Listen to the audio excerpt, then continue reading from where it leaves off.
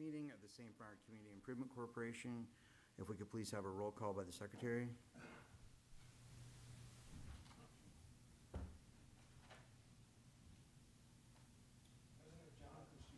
Present. Tom Ralston, absent. Bob Culbertson. Here. Here. Taylor Brooker. Here. Brooker is absent. Ray Culbertson. Present. Jeff Edwards. Present. Here. Here.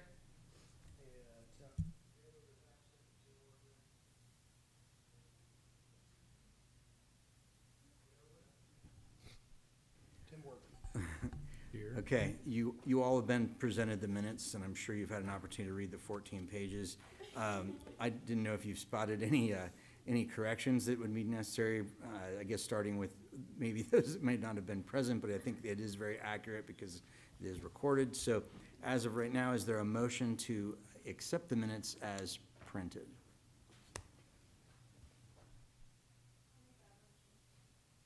A second.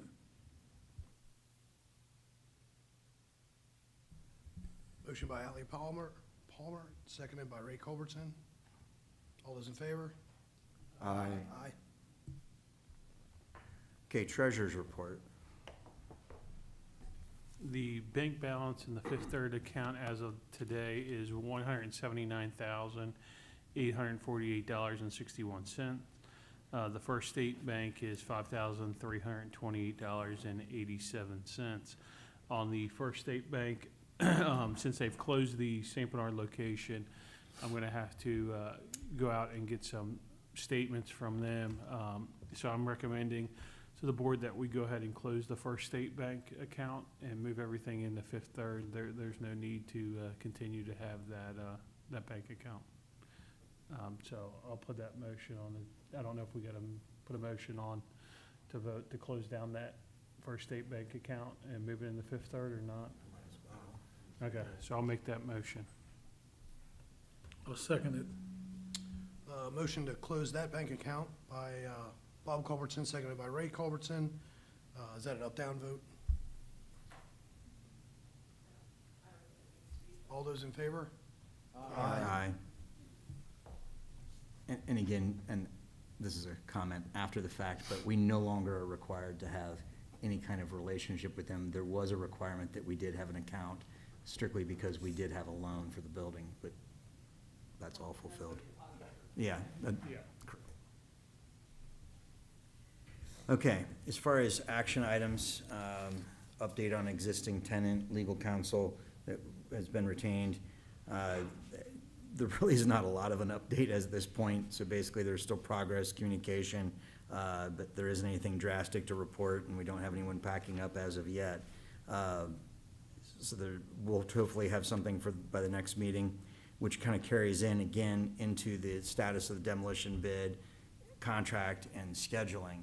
A lot of this, again, is dependent upon whether or not it's a matter of them just starting on the bank building or whether they're immediately moving on to what we've then been given as an estimate for the separation of the 3-unit retail structure from that of the remaining portion of the shopping center. So as far as of right now, we still have a contract that needs to be refined based upon an actual cost.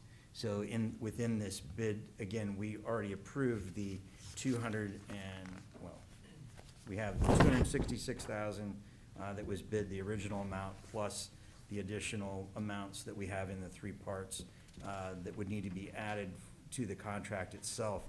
But we need to determine whether or not we continue pursuing relocation efforts or whether we go forward with actually the separation of the building to retain the tenant through the duration of their lease. So I guess that still has to be addressed. So we can, whether or not that's an open discussion, but that is something that we need to think about. And I think quickly, because ultimately, it then falls back on the village. I mean, it's a CIC decision as to how we proceed with the demolition, because it's the CIC's property, but the village itself, because they were awarded the bid, needs to be able to move forward with the necessary legislation to actually go under contract with O'Rourke Wrecking. Mr. President, on that, if we go into splitting it up, how much additional cost does that incur to kind of put in a?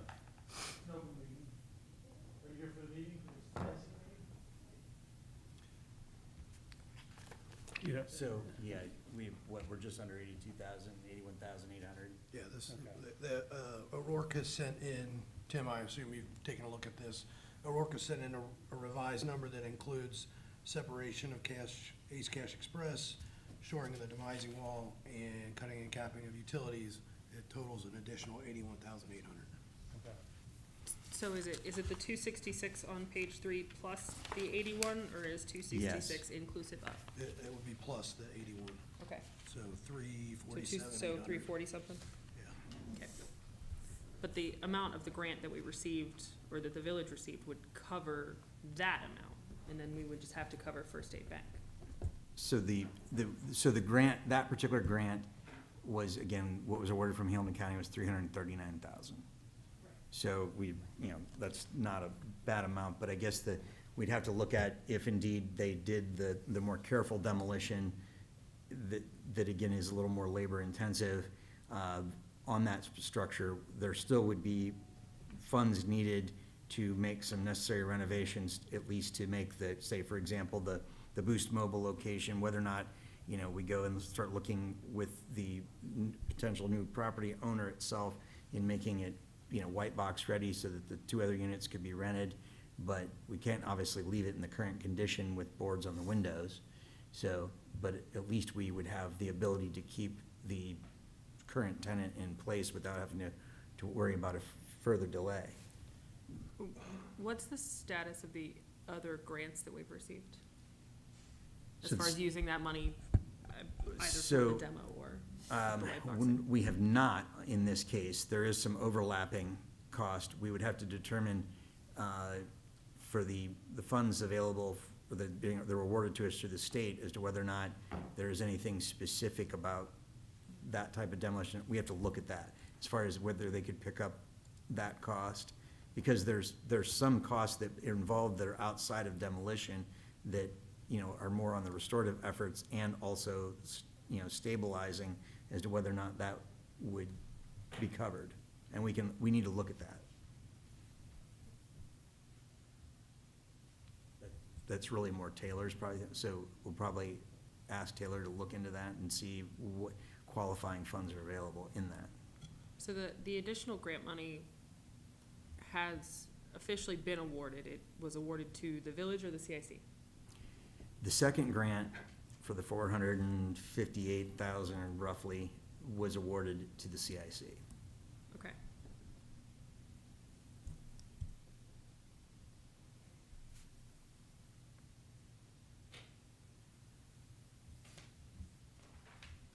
So as far as any decisions being made on that, I mean, that's something that we need to actually look at and move on which direction we choose to go, so that then the village can still go under the appropriate contract with respective legislation. So, I mean, whether or not this is, we need a period of time to think about it, whether we need to get additional information on the secondary grant that the CIC was awarded, but this really is something that waiting another 30 days is just, we can't keep doing that. So- Understood, but this is a fairly sharp departure from what we talked about before, and we have engaged Porter Wright for the purpose of moving forward with ACE. So I guess I would like the opportunity to talk to them and make sure that our next steps are kind of lockstep with what their review of the lease and situation. I agree. I'd like to put a 60-day cap on that, because basically we've awarded an extension on this grant, and it has to be completed by the end of August for the demolition costs, at least that would be incurred. I think we can make a decision by the next meeting. I don't think that's unreasonable. I think we need that 30 days to work through it. Tim, do these bids expire? And if so, when? That I've not been told that they expire. The last conversation I had with Scott Holman was within the last week, so I think we're still firm with them. Would it be an option to go ahead and issue them a contract for the $266,000 and put these three as alternates that we can select if needed, so that we have a contract in their hands and they can start with EPA notification and getting the permit and doing those things? That is outside of my area of expertise. I don't know, I imagine there's a fair amount of intricacy involved in applying for demo permits, and I don't know how flexible the process is if you try to change it halfway through. I mean, it could be a question for Scott, but, I think, to me, and again, obviously, I'm no expert on this, but the fact that the 266,000 itself, whether that can be itemized and broken down, however you need to do it, but so that at least the bank building could come down, because that carries into another future agenda item. If we're gonna be looking at the retention of legal counsel and an appraiser for the appeal process, it would be perfect timing, or am I wrong, as far as for having that one, the one building down? I mean, there would be a reappraisal anyhow. so the appeals process is strictly for tax year 2024. So whatever we do in 2025 will impact the 2025 valuation, so tax year 2025 payable 26, but the appeal would be for tax year 24 payable 25. So we would be appealing what they valued it at last year and the bill that we've gotten this year. So they're unrelated. So if you'll recall when maybe you don't recall, but when the bids came in, we asked for a bid alternate for basically three scenarios. One was both the bank building and the strip mall combined. Then there was one building and then the other building. And if I recall correctly, the O'Rourke bid, the total bid was basically the sum of doing the bank separately from the strip mall. So to Chris's point, I think that from O'Rourke's standpoint, as long as the utilities are done, they can move forward with the bank building first, and then while we figure out what's going on with the strip mall as a whole, I don't think that would be an issue necessarily based on everything that I've seen and in the limited conversation that I've had with Scott. I didn't speak specifically with him about that scenario, but based upon how they bid it, I don't think it would be an issue. The only issue that I would be concerned about is just talking to the county and making sure that there's no impact on the grant funding if we bifurcate it in that fashion. I wouldn't think there would be, but. I guess that brings up a question as far as the deadline we've been given. Is that building down money spent, or is that just money spent? So that's a good question, but as far as it involves the completion of the project, the way I read it. So when I say completion of the project, building down, and whether or not then, again, the respective contractor is paid. But I'll verify that, but I'd still like to think we could get this done without. Sure, but I mean, I do think there's a timing difference between when the village can submit for reimbursement, and if that is at the time that the village pays O'Rourke, because I imagine there's gonna be a certain amount due upfront, Right, or so when what- the building comes down. So I do have a little experience in that side, because again, for the previous grants that we've been awarded, basically, we have to invoice them. So basically, the invoicing of the county for funds that have been spent for this particular purpose. So that being, the village, have written checks and paid for, said process. So when we paid off the bank building, same thing. We had to issue an invoice showing what was paid, and then then the county basically issued reimbursement. The grant has to be fully dispersed by the county by the end of August. I think by the end of August, we need to have it paid for and an invoice submitted to Okay. them. we have no control over when the county writes checks, so that would be just, yeah, so that, I'm not trying No. to be a jerk, I just, there's a difference. So if the goal is to have the checks written by the end of August, that's one goal. If the goal is to have the building down and the checks written, I mean, they're just different benchmarks. So as long as the building is down and checks are written, we should be fine. So do we need to do a vote in order to issue O'Rourke a contract as we described? No, because the CIC didn't sign it. I think we voted last time. we did. I think we voted last time to authorize the village to execute the contract, basically tearing down a building that the village does not own. But I don't think we specifically have to authorize a contract with O'Rourke. We're And not- village council already authorized entering into a contract with O'Rourke for the sum of $266,000. Right. So the So village. that's already been done, so I think as far as the nuts and bolts and procedural things of how that $266,000 gets spent on the village side, I think there's flexibility there. And the full amount, we actually did appropriate the full 339,000, so that, again, the full amount of the grant could be spent for the additional amount, so. Yes, we- and that was done, I mean, that was Yeah. done a while back, so the money's there, it's all, from my perspective, council's already approved the $266,000 bid. I think we can, So move given forward. that the full amount of the grant was appropriated, when that was done a year, 2 years, however long ago, are we gonna need council, if we decide to separate ACE cash out, will council, I guess, need to approve the additional 80,000? yes, I think because council approved the, entering 260. into the agreement Yeah. with O'Rourke for 266, there would need to be additional council action to enter into a supplemental agreement or Okay. codicil, whatever you want to call it, with O'Rourke for the additional work up to the total amount that's already been appropriated. Okay, thank you.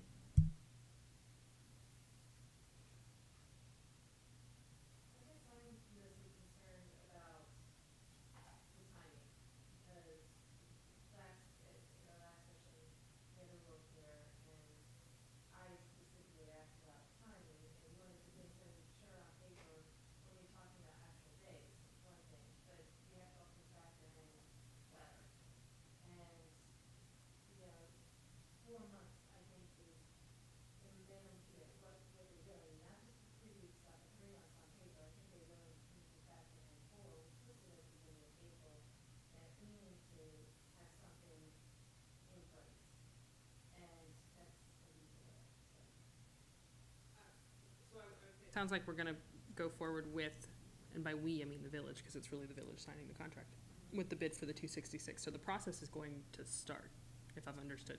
I mean, the process has started. They've authorized O'Rourke's, or approved O'Rourke's bid. Presumably a contract is forthcoming and the process will start. So the matter before the CIC is whether we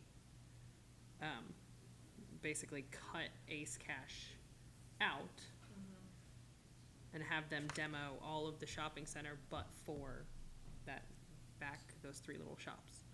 But if the village authorizes the contract now, it allows them to get started on the First State Bank building, which is a separate matter from. Yes, Yeah, I think that's the plan. yeah. I thought And that it was sounds like what we can't, originally yeah, talked it sounds about, like we too. can't stop it anyway. It sounds like the village has authorized it, so. I don't think a 30-day window to decide what to do about ACE is gonna slow things down, Tim, unless you feel differently. I don't- No, I mean,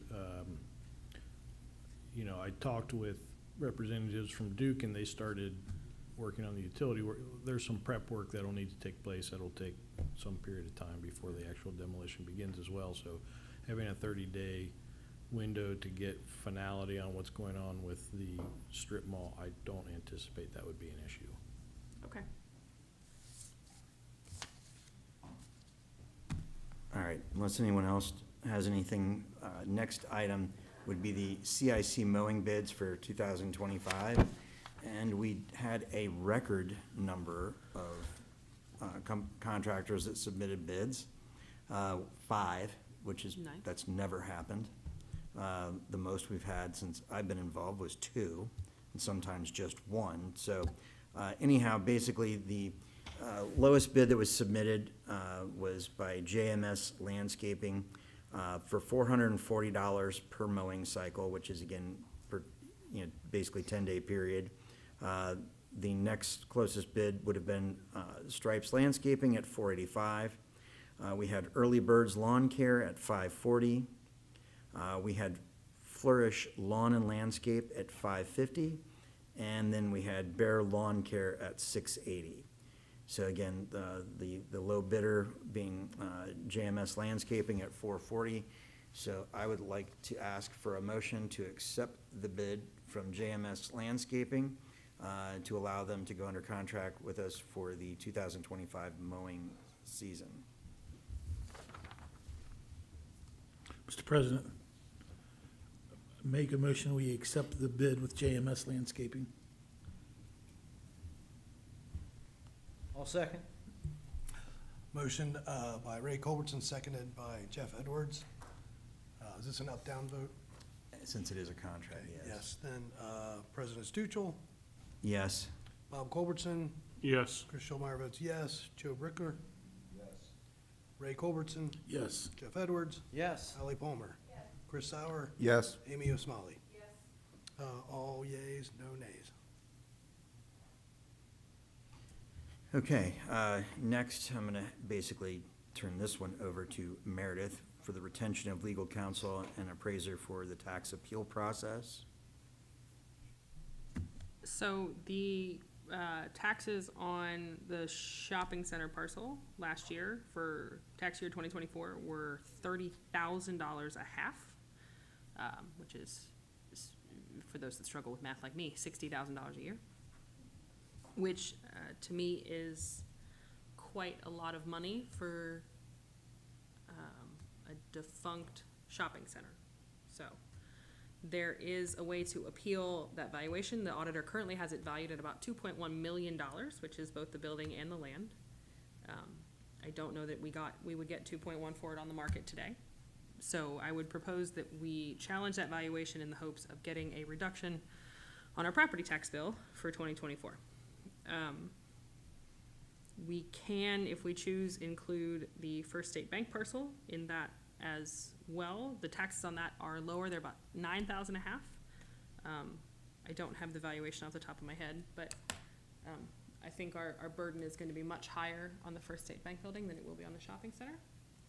So I've gotten a couple different proposals from different law firms and lawyers who, at varying rates, who would be able to handle the appeal for us. The attorney fee would be one fee, and then we would have to pay an appraiser to go out and appraise it. The deadline by which to file the appeal is March 31st, so this is something that we need to decide today. However, only the appeal has to be submitted by March 31st. We would still have time to get the appraisal and have that submitted later down the line. So the 3 proposals were from, apologies, Strauss Troy, whose fee would be $3,000 plus the cost of an appraisal. The Gibbs Law Firm, who charges a contingent fee of 25% of the amount saved. So the more they save us, the more they make. And then the final one was Dressman Benzinger, who said $2,000 for their time. All of these would be that fee plus the cost of an appraisal, which would be about $3,500 or $4,000. So I think it would be worth it because I feel very confident that we're going to get some reduction. I mean, I don't know that we're, they're not going to all of a sudden give us all of our money back, but $60,000 a year is a lot of money. So I think it's worth it to pay, $5,000 to $6,000, and then even if we save $12,000, $15,000, $20,000, we're still ahead of the game. Like I said, we can talk about including the First State Bank building, which apparently the auditor has valued at about $690.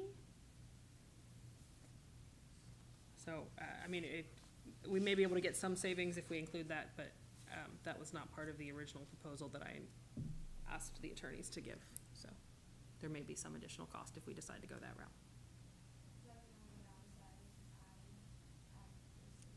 Yeah, I mean, there would likely need to be a second appraisal, so your cost goes up there. And there may be additional lawyer fees. And because I think the likelihood of success is a little bit lower, because there is a recent sale. I mean, we bought it in 2019. I don't remember what we paid, but we bought it fairly recently. I think it's gonna be harder to challenge that value than the shopping center. The shopping center, in my mind, produces value this year, and then in a year, it's not, you know. The First State Bank building, I don't think produces that kind of same one-year value. Sure. So I don't think we'd bother with that. Okay. That makes sense. You said that the Strauss-Troy is 3K? 3K. And, Gibbs was 25%. and the last one was between 3 and 4? Okay. He said a couple thousand, which I'm interpreting to be between 2 and 3.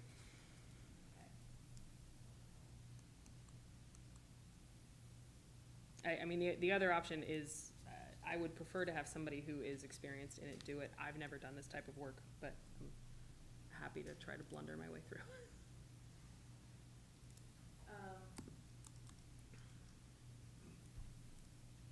I know, I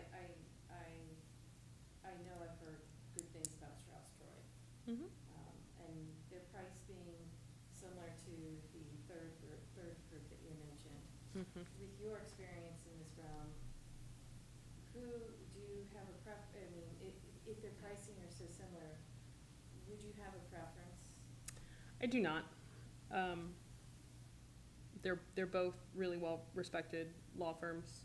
Strauss-Troy, I think, is a little bigger, but that's not necessarily either a good or bad thing.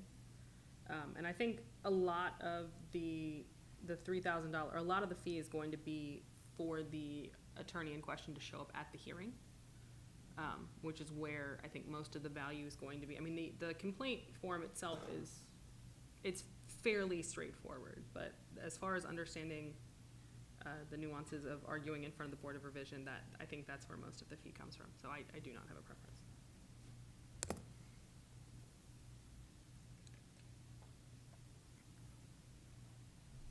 I guess, do we want me to vote and then we'll just pick a name out of a hat, or? So do you, I guess the next thing is it obviously you are, even though that part may not be your area of expertise, but at least obviously being an attorney experienced in processes similar to this that we deal with all the time with closings and all, I would put all my faith in you to personally make this selection. Okay. Unless you feel at this point you're, based on what you have right in front of you, if you're prepared to go ahead and select somebody now, or whether or not we give you the freedom to represent the CIC in contracting with someone. Either works for me. Like I said, between Strauss-Troy and DBL, it's about 6 to 1/2 dozen to me. So if the board is comfortable with it, I'm kind of happy to do a second round with both of them and then decide from there. Since it'll ultimately be the same cost to.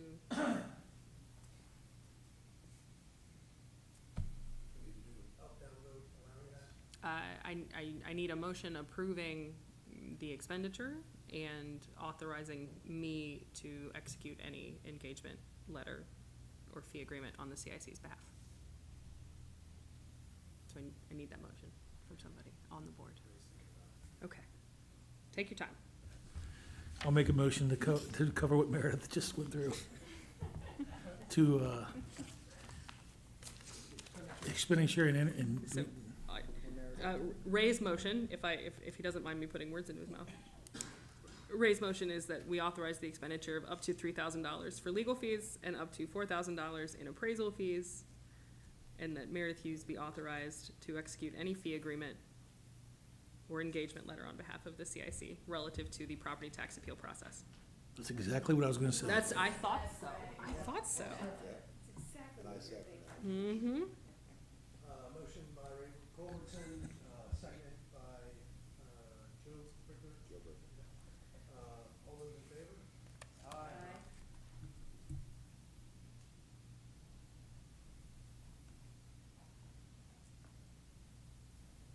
All right. Thank you. Okay, as far as I am gonna be asking, but not yet, for a motion to go into executive session to discuss the sale of property. At the conclusion of executive session, the CIC will be reconvening and with the potential of actually voting on a purchase and sale agreement, but that is a possibility. So what I'd like to do is open this up as far as to the open discussion and additional agenda items, first starting with any board members, and then we'll open it up to the public participation. So is there anyone on the board that has anything under open discussion and additional agenda items? Yes. The garden club would like to know if you want flowers at the shopping center. At our expense. At They- your expense with and our their labor. expense with their expertise in the planting. Correct. While I think that would certainly spruce up the demolition site, I don't know that we need flowers this year, but we appreciate the garden club's offer. I was sent to ask. So, I may actually dispute that. So, so the demolition itself would not affect the area in which the flowers would be planted, at least in offering some beautification of a pretty disturbing area. I would actually like to make the motion that we approve the expenditure for the planting of flowers. The village still assists with the mulch side, so we're good there. But I'm trying to remember honestly what we reimbursed the. It was not that, we didn't spend that. I think I asked for it, but we didn't spend that. It was in the hundreds, it was, yeah. It was, I can't remember if it was $500-600, I How don't much remember. of the site's gonna be fenced off? Where are these from?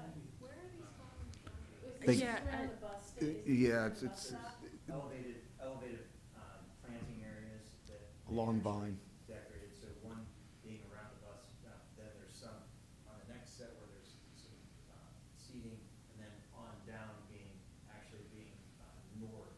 So there's 3 different areas that they planted, and it did look nice. Okay. It made a difference on that area. Doesn't mean that the village couldn't do some planting on their own. I'm not against flowers, it would be a shame to plant them and then fence around them. I don't believe that regardless of any demolition, that the flowers will be disturbed, period. Okay. I don't, because again, that is just on the Vine Street frontage. We're not gonna be disturbing the parking lot immediately. So, again, I mean, I'm not fighting for the flowers, but it does look nice, and the village does water them, so we have somebody that's actually volunteering to plant, and we have the continued watering of them, so I would like to actually make the motion that we authorize up to, what do you think's an appropriate amount, Chris? I mean, I believe the amount was like between $500 and $600 last year, but I could be wrong. So we make a motion of up to $600 for Yep. the beautification of Vine Street Yep. by the Garden Club. Yeah, that was, 600 flowers. I would say the flowers, yeah. We don't have to worry about mulch.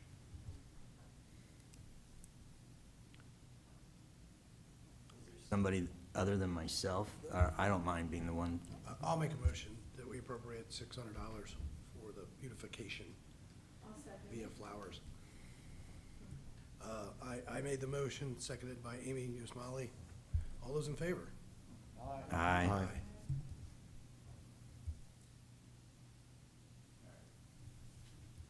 Anything else, flower hater?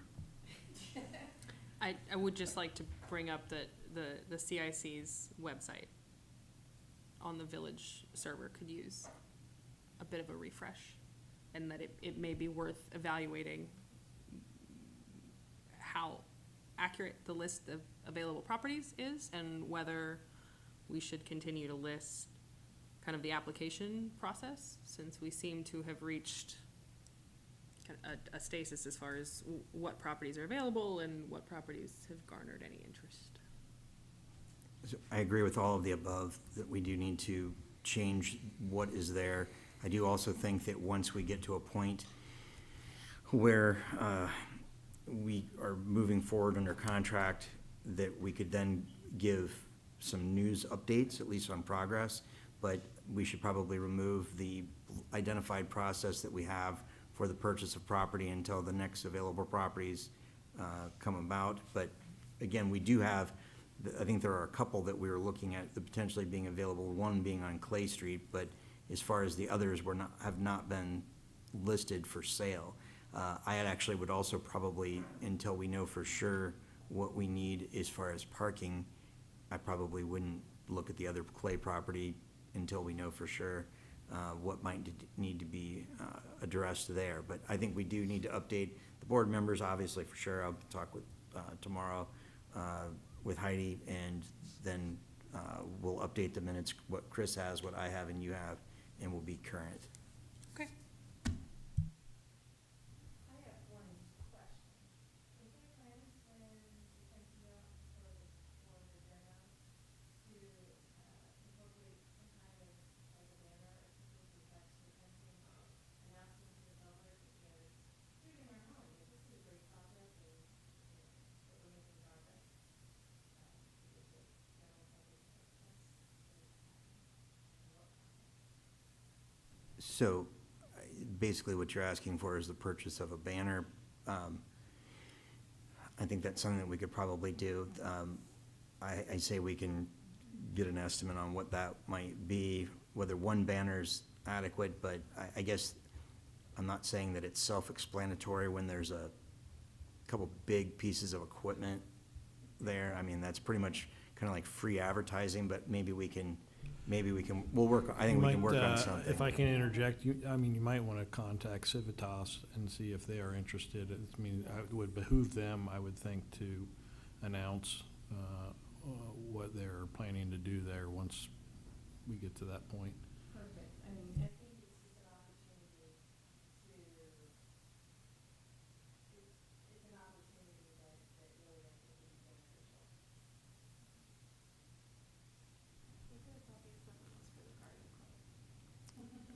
They planting some big flowers. Popping the flowers right Yeah. next to it, yeah. All right, that's a good idea. Does anyone else on the board have anything under open discussion, additional agenda items? Does anyone in the audience have anything under open discussion, additional agenda items? You have to actually make your way to the microphone. Hi, Kelly Valerius. I just had a concern with you going through and interviewing the second round of lawyers that we would meet the March 31st deadline to submit the complaint for the appeal on property value. Interview is a strong word. I'm gonna call them tomorrow and make a decision by the end of tomorrow. And Okay, that was it. Both sets have assured me that because the first step is not the time-intensive piece, I mean, you have to make the deadline, but it doesn't take that long to fill out the form. And as long as the form is into the Board of Revision by March 31st, you have reserved your right to take the appeal, and then that gives you an additional couple weeks or months to get the appraisal done. Okay. So, yeah, Thank we'll you. have time, thank you. Hi, Tim. I have a question. My name is Shino. Nice to meet you guys. I have a question about the property 4416 Greenlee Avenue, Cincinnati, Ohio, 45217. Apparently, the deeds transferred to city of St. Bernard. I would like to know, like, is there any way I could purchase from you guys or anything that I don't know? I'm sorry. I'm just so. I'm willing to take that one, actually. Okay. Sorry. So that is not, that property does not belong to the CIC. That property is technically now owned by the Village of St. Bernard. Full documentation has not arrived as of yet, but we were assured that it is ours. I mean, it's not something that We fought basically for this because we purchased a tax lien on a home that there was a fire. The village then took the position to move forward for safety purposes to have the property then demoed. The village assumed that along with the assignment of the existing lien that we basically purchased from a company that had purchased a tax lien itself. It then went through the full process, went through 2 rounds of sheriff's sale, and nobody bid on it because we were able to get the full expense that was for basically the assignment of the lien, the demolition, and all that consolidated. So there were no bidders at roughly $65,000, I think it was, maybe that was up. I'll have to double check on the exact figure of what they had in it, but nobody bid on it, so it's coming back to the village. The village itself will need to come up with a plan as to how to disperse of that property. But again, what has always been the concern of the village and of course the CIC, but has been, being able to make buildable properties available for, single-family use. So we need to come up with a plan, the village itself, as to how they wish to go about the process, whether or not they desire to make an agreement with the CIC and turn the property over to the CIC to put in their same process. I will tell you the difference, the difference in what the village would do is if we put it up for sale, it's just gonna go to the highest bidder. If it goes through the CIC's process, the process would be critiqued, the plans would be critiqued, and, it could be something where you could put specifics that would be something that would have to, architecturally, be fitting for the neighborhood and so forth. So we don't have an instant response as to a time frame yet, but that's something that we probably need to address once we have, official notice on paper that everything has been processed, and then we could come up with a potential timeline and how that would go forward and what the village's desire, based on council, if they desire to turn it over to the CIC to make available.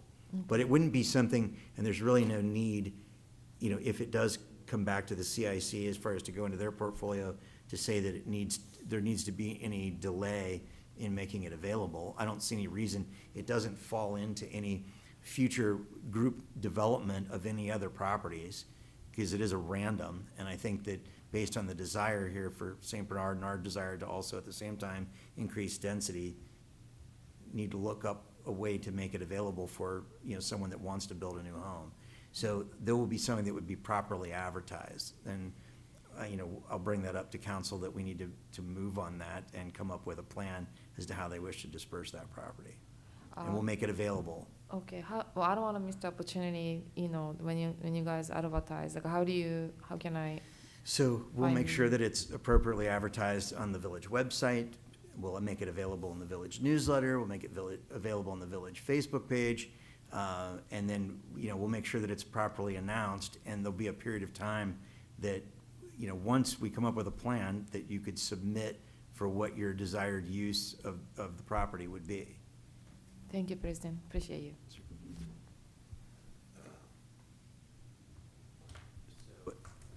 At this point, I am actually going to ask for a motion to go into executive session for the sale of property. I second it.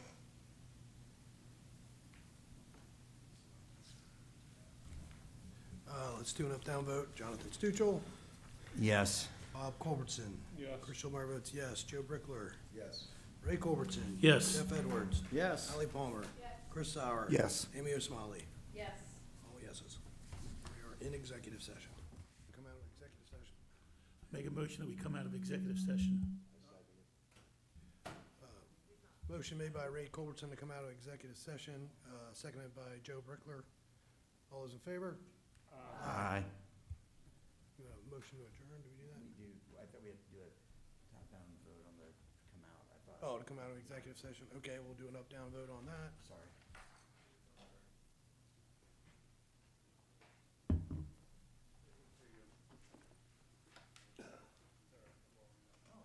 Jonathan Stuchel. Yes. Bob Culbertson. Yes. Chris Schulmeyer votes yes. Joe Brickler. Yes.